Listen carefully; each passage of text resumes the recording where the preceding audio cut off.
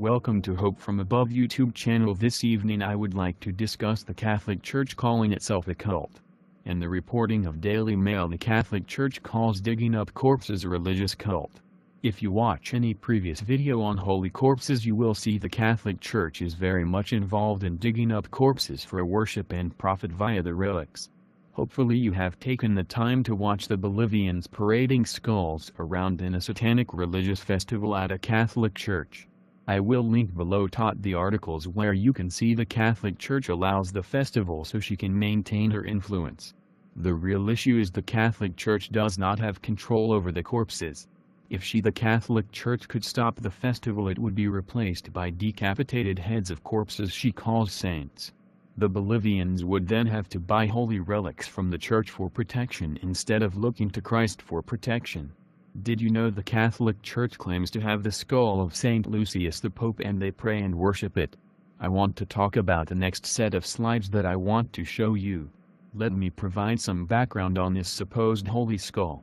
The skull of Saint Lucius was one of the most important relics of medieval Denmark, and was housed in Roskilde Cathedral.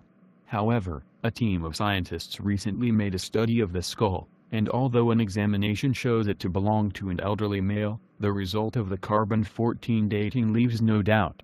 This is not Saint Lucius, who died around AD 254.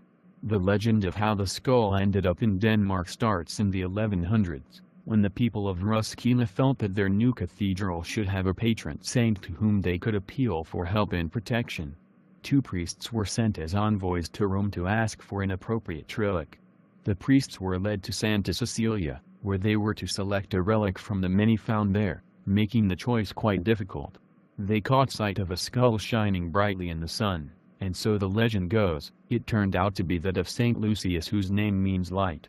One of the priests claimed that Saint Lucius had appeared in a dream declaring that he was destined to be the cathedral's patron. However, a Norwegian researcher wondered if Saint Lucius' skull may have been mixed up with the skull of the Norwegian king, Sigurd Jorsalfarers. This skull had also been kept in the National Museum collection in the 1800s until it was gifted to Oslo University in 1867.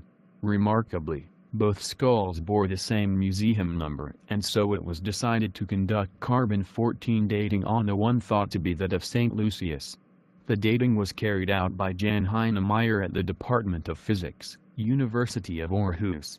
The results showed that the skull came from the period AD 340 to 431, and therefore proved that it did not belong to Saint Lucius died AD 254 or Sigurd Jorsalfarer died AD 1130.